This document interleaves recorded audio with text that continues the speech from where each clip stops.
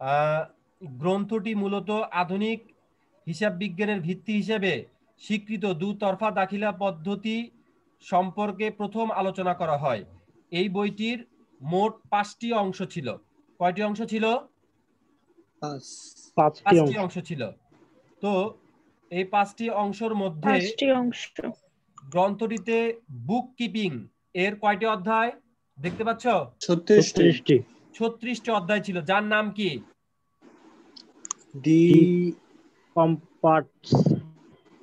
কম্পিউটস ইট স্ক্রিপ্টাস। এগুলো আবার কঠিন ধরনের শব্দ, ইতালি শব্দ তো, যাই হোক উচ্চারণ কঠিন হয়ে যায়। তো গ্রন্থটিতে বুককিপিং এর উপর, কথাটা শোনো, এই বইটিতে মোট অংশ কয়টা ছিল? কথা বলো না কেন? 5টা অংশ ছিল। এই যে লেখা দেখো আমার মাউস দেখবে। 5টি অংশ ছিল। অংশ কয়টা? 5টা। গ্রন্থটিতে বুককিপিং এর উপর 36টি অধ্যায় ছিল, যার নাম দি কম্পিউটাস ইট স্ক্রিপ্টাস। এগুলো একটু মনে রাখবা, কারণ একটু শব্দগুলো ইতালিয়ান তো, মানে একটু উচ্চারণ করা কঠিন হয়ে যায়।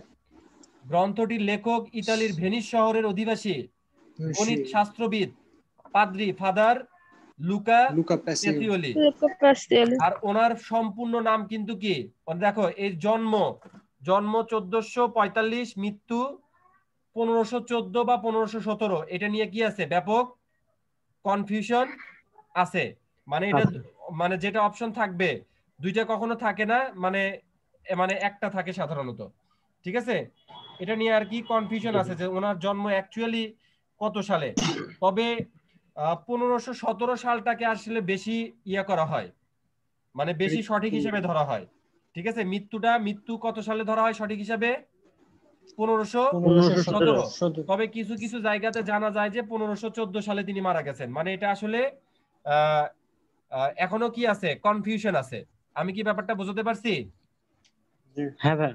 আচ্ছা, লুকা পেসিওলির পূর্ণ নাম লুকা বার্তোলোমিও ডি পেসিওলি। এটা কি সবাই জানতা যে ওনার পুরো নাম কি? হ্যাঁ ভাই, জানতাম ভাইয়া।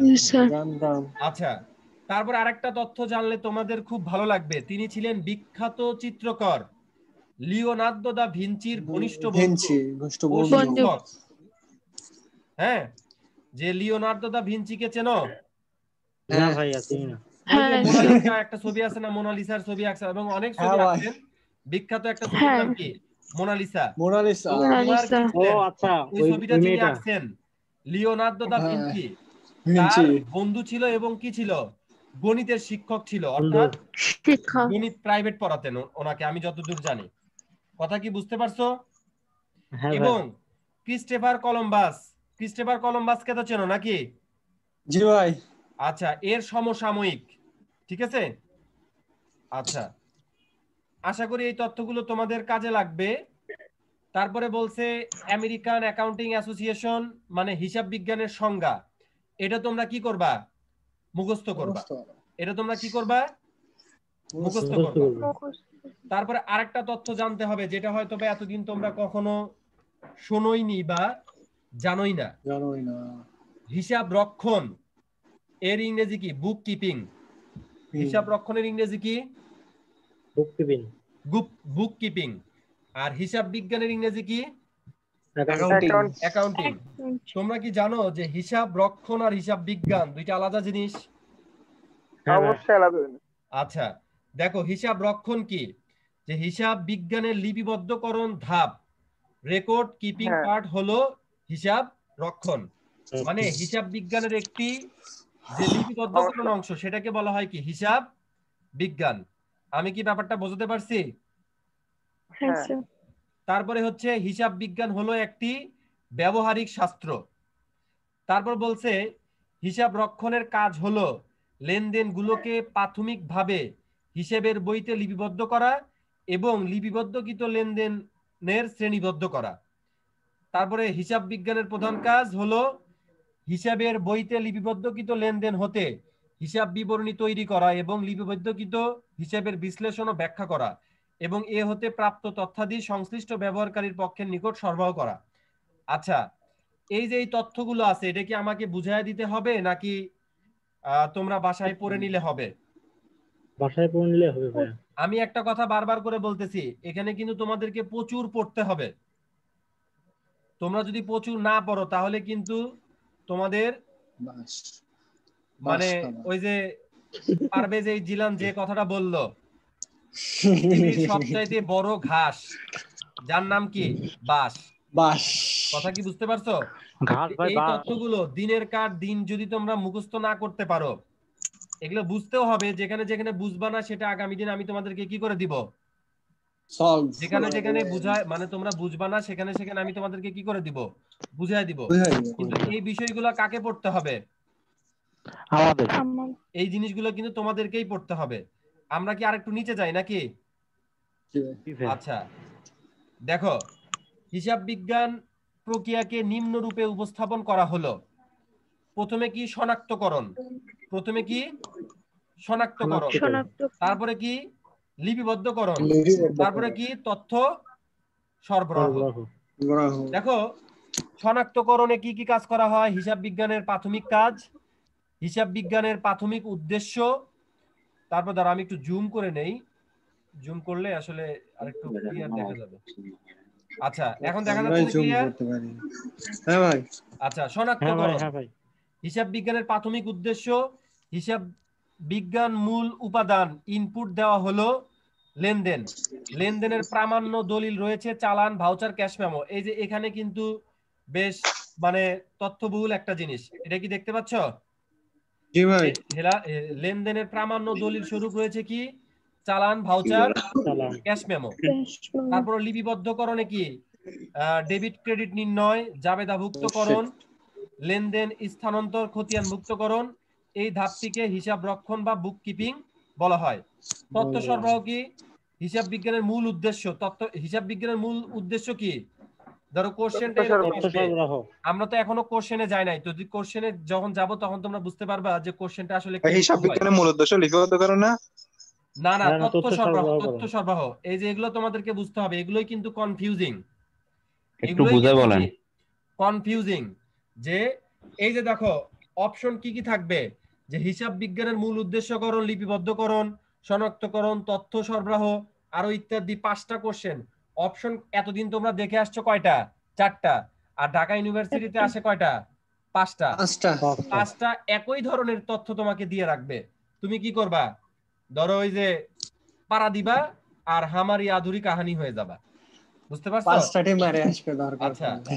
তো দেখো বিভিন্ন আর্থিক প্রতিবেদন হচ্ছে হিসাব বিজ্ঞানের আউটপুট, যা সংশ্লিষ্ট পক্ষ সমূহকে প্রয়োজনীয় তথ্য প্রদান করে। তো এই প্রদান করে। বিষয়গুলো কি আমি কি এই বিষয়গুলো কার মাথায় রাখতে হবে? আমি কি তোমাদের মাথায় ঢুকাই দিতে পারবো নাকি তোমাদেরকে মাথায় রাখতে হবে? আমাদেরকে রাখতে হবে। রাখতে হবে। আচ্ছা, এগুলো কি আমার বুঝাই দেওয়া লাগবে নাকি তোমরা না পড়তে ভাই, পারবা? করতে পারবো ভাই। করতে পারবো। আচ্ছা, তারপরে দেখো ফাইলগুলো দিয়ে দিচ্ছেন।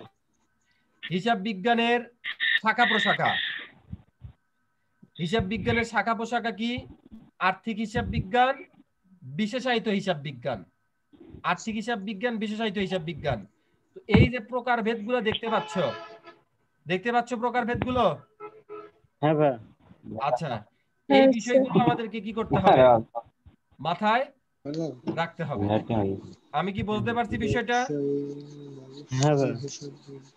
আচ্ছা, তারপর এই যে এখান থেকেও কিন্তু প্রশ্ন আসে, হিসাব বিজ্ঞান তথ্যের কি ব্যবহারকারী। ব্যবহারকারী, একটা হচ্ছে ইন্টারনাল ইউজার আর একটা কি বহিস্থ ব্যবহারকারী বা এক্সটার্নাল ব্যবহারকারী। যে এই যে কথাগুলো বলা আছে এগুলো কি আমাকে বুঝাই দিতে হবে নাকি তোমরা পারবা? না ভাই, এগুলো লাগবে না। এগুলো না লাগবে। তারপরে দেখো অভ্যন্তরীণ ব্যবহারকারী কারা, তাদের একটা বড় একটা কি দেওয়া আছে, লিস্ট দেওয়া আছে। আবার বহিস্থ ব্যবহারকারী কারা, তাদেরও একটা কি দেওয়া আছে, বড় লিস্ট দেওয়া আছে। এগুলো কি আমি আমার বুঝাই দিতে হবে নাকি মাথায় রাখতে পারবা? মাথায় রাখতে পারবো ভাই। আচ্ছা, নেক্সট এই যে লেনদেন। কোথায় চলে গেলাম? লেনদেন। লেনদেন। লেনদেন বলতে কি বুঝায়, তারপরে হচ্ছে লেনদেনের প্রধান শর্ত, এগুলো কি আমাকে বুঝাই দিতে হবে? না ভাই। কি কথা বলো না কেন? না ভাইয়া। তারপরে অর্থ প্রদানের ভিত্তিতে, এই যে দেখো এখান থেকেও কিন্তু কোশ্চেন হয় যে নগদ লেনদেন, ধারে লেনদেন, অনগদ লেনদেন। দেখো এটা একটু আমি বুঝাই দেই। বাংলাদেশের অনেক মানুষ মনে করে যে অনগদ লেনদেন বলতে ধারে লেনদেনকে বোঝায়। এটা নিয়ে কিন্তু ব্যাপক কনফিউশন আছে। এটা কি তোমরা জানো? হ্যাঁ ভাই।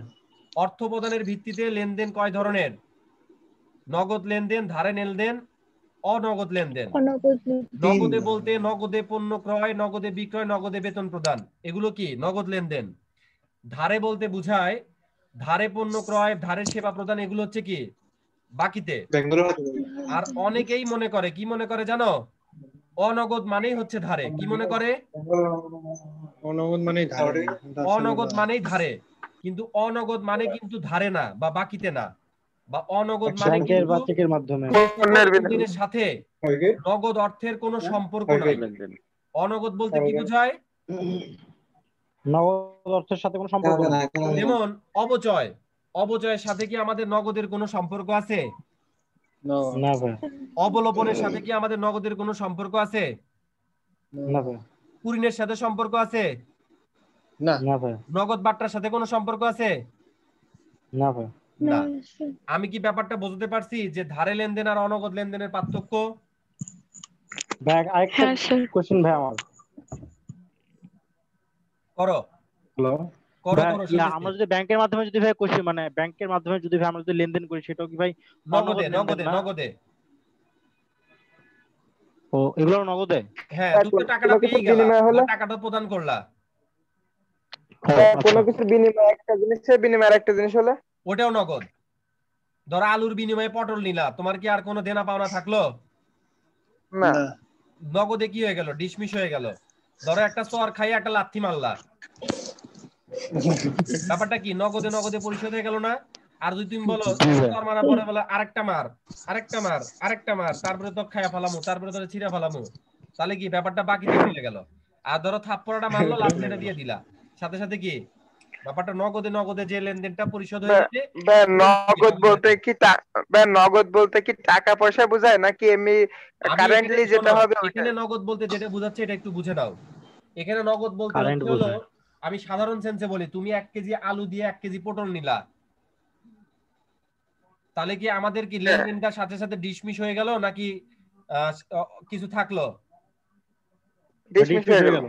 তাহলে ডিসমিস যদি সাথে সাথে হয়ে যায় সেটাকেই বলা হয় কি নগদ লেনদেন। আমি কি ব্যাপারটা বুঝতে পারছি? হ্যাঁ। ব্যাপারটা কি বুঝতে পারছো নাকি বুঝো নাই? কারো কোনো কোশ্চেন আছে? না। তারপরে দৃশ্যমানতার ভিত্তিতে দৃশ্যমান লেনদেন, অদৃশ্যমান লেনদেন বা অস্পর্শনীয় লেনদেন, এটা তো তোমরা বুঝতেই পারতেছো কোনগুলো দৃশ্যমান আর কোনগুলো কি অদৃশ্যমান। যেমন ধরো দালান কোঠা নির্মাণ, আসবাবপত্র ক্রয়, এগুলো কি দৃশ্যমান লেনদেন। আর সম্পত্তির অবচয়, যারা সম্পত্তির অবলোপন, সুনাম ক্রয়, শেয়ার, ঋণপত্রের বাট্টা, প্রাথমিক খরচ, এগুলো কি অদৃশ্যমান লেনদেন। অদৃশ্যমান। কথা কি বুঝতে পারছো? হ্যাঁ স্যার। তারপরে উদ্দেশ্যের ভিত্তিতে দেখো লেনদেন কত কাহিনী আছে। উদ্দেশ্যের ভিত্তিতে লেনদেন কারবারি লেনদেন, অকারবারি লেনদেন, ব্যক্তিগত লেনদেন। কারবারি লেনদেন বলতে ব্যবসা প্রতিষ্ঠানের পরিচালনার জন্য সম্পাদিত লেনদেন। এগুলো তোমরা কি করবা? করতে হবে। অকারবারি লেনদেন বলতে মুনাফা অর্জনের সাথে সম্পাদিত নয় এমন লেনদেন, যেমন হাসপাতাল, স্কুল, কলেজ, মাদ্রাসা, এসব হচ্ছে কি অকারবারি লেনদেন। আর ব্যক্তিগত লেনদেন যেমন ধরো পরিবারের জন্য চাল ক্রয়, টিভি ক্রয়, এগুলো হচ্ছে কি ব্যক্তিগত লেনদেন। তো এগুলো কি তোমরা পড়তে পারবা না? আচ্ছা, কিন্তু কিছু আন্ত বা অভ্যন্তরীণ লেনদেন, অনগদ লেনদেন, এগুলো তোমরা কি করবা? পুরোটা রিডিং করবা। কয় পেজ রিডিং করতে পারবা বলো? তোমরা কতটুকু পড়তে পারবা? আমার কথা কি বুঝতে পারতেছো? হ্যাঁ ভাই। তোমরা এই যে পুরো শীটটা যে আছে এটা কি আগামী দিন কমপ্লিট করতে পারবা? ভাই কয় পেজের ভাই? এই কত হবে, ধরো 10টার মতো না, 11টা পেজ। মানে এগুলো কি করতে হবে? এই যে দেখো বোঝা এই যে যাচ্ছে এগুলো না। কিন্তু পরীক্ষাতে একটা আসেই, একটা কিন্তু পরীক্ষাতে কি এগুলো আসেই। আসে এর পুনরূপ কি? American accounting association AIA, association of association of international accountants, accounting American institute of accountants, of দুইটাই। অ্যাকাউন্টস তারপর ACCA ACCA, তারপর CIMA, অ্যাকাউন্টিং FASB, অফ তারপরে এই যে দেখতে পাচ্ছ, চার্টার্ড এই যে তোমরা চার্টার্ড দেখতে পাচ্ছ, অ্যাকাউন্ট্যান্ট এগুলো সবকিছু কি করতে হবে? করতে হবে মুখস্থ মুখস্থ করতে হবে করতে হবে। বা এই পাস প্রথম পেস অধ্যায়টা আমি করে একটু দেন। বলি, শোনো বাবু, একটু শোনো। এই যে প্রথম অধ্যায় রিলেটেড, প্রথম অধ্যায় কিন্তু সাধারণত ওরকম কোনো ম্যাথমেটিক্যাল কোশ্চেন কিন্তু নাই। আসে না। যেমন দেখো আমি আমার সামনে যে কোশ্চেনটা আছে বইয়ের মধ্যে, আমি দেখো তোমাদেরকে এই অধ্যায় থেকে আসা কোশ্চেন গুলো, ধরো ঢাকা বিশ্ববিদ্যালয়ের কোশ্চেন, হ্যাঁ, জি ভাই প্রশ্ন যেটা আসছিল, নিচের কোন সমীকরণটি সঠিক নয়, নিচের কোন সমীকরণটি সঠিক নয়? নয় এ সমান এল প্লাস ও ই, এ মাইনাস এল সমান ও ই, তারপরে প্রশ্নটা একটু দেখান ভাই। ও ই, নিচের কোন ভাই কত সালের প্রশ্ন ভাই? বুঝি নাই। কত সালের প্রশ্ন? এটা হচ্ছে হলো 19-20, অর্থাৎ গত সালের প্রশ্ন, গত বছরের। ও শিট, আপনার বই প্রশ্নটা একটু দেখালে ভালো হতো। আচ্ছা, এই মুহূর্তে তো দেখাতে পারতেছি না, এটা জাস্ট আমি তোমাদেরকে ধারণা দিচ্ছি। এই প্রথম অধ্যায় থেকে সাধারণত ম্যাথমেটিক্যাল কোনো কোশ্চেন ওইভাবে হয় না। যেমন ধরো কোশ্চেন আসছে, লেনদেন বলতে বোঝায় কোনো দেনা পাওনা, দেনা বুঝায় কোনো পরিসম্পদ বুঝায়, অর্থের মাপকাঠিতে নিরূপণযোগ্য কোনো ঘটনা বুঝায়, কোনো ঘটনা হ্যাঁ বুঝায়। এটাই, উত্তর কি হবে? সি। অর্থের মাপকাঠিতে হ্যাঁ, নিরূপণযোগ্য উত্তর হবে কি? সি। কোনো ঘটনাকে বোঝায়। হ্যাঁ, সি সি সি। নামিক হিসাবের একটি উদাহরণ হচ্ছে, নামিক বলতে কি বোঝায়? আয় ব্যয় আই হিসাব, ব্যয়, ভাই সূচনাগদান, ব্যাংক জমা, মূলধন, বিক্রয় ফেরত। কোনটা হবে? বিক্রয় একটা ফেরত। কোশ্চেন ছিল বিক্রয় ফেরত। বিক্রয় ফেরত। তো এই জাতীয় কোশ্চেন আমি একটু বলি, তারপরে তোমরা কথা বলবা। মানে প্রথম অধ্যায় থেকে কিন্তু সাধারণত ম্যাথমেটিক্যাল কোশ্চেন কমই আসে, সবকিছু যা আসে সবকিছু কি আসে? থিওরিক্যাল কোশ্চেন আছে। এই যে দেখো আমি যে কোশ্চেন গুলো দেখতে পাচ্ছি, এগুলো সবকিছুই কি কোশ্চেন? Theoretical question.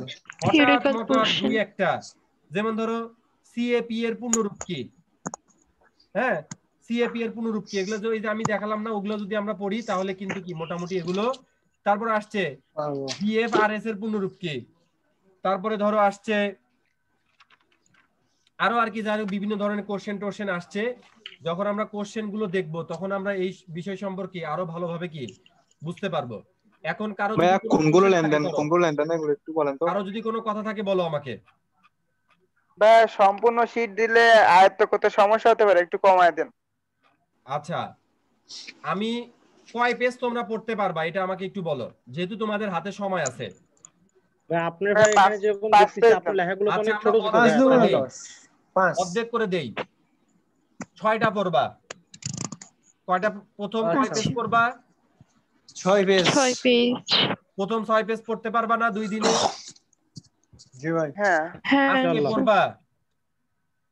আজকে কি বার? মঙ্গলবার। তোমাদের নেক্সট ক্লাস কবে? বৃহস্পতিবার। বৃহস্পতিবার। বৃহস্পতিবার। তো বৃহস্পতিবার তোমাদের হচ্ছে কি নেক্সট ক্লাস। এই 2 দিনের মধ্যে ভিতরে তোমরা 6 পেজ পড়তে পারবা নাকি পড়তে পারবা না বলো? পারবো ভাই। যদি পড়তে পারো তাহলেই কেবল ঢাকা ইউনিভার্সিটিতে চান্স পাওয়া সম্ভব।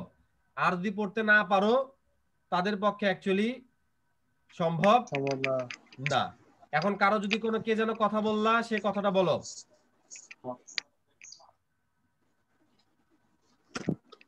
কে যেন কি বলতে চাইলা?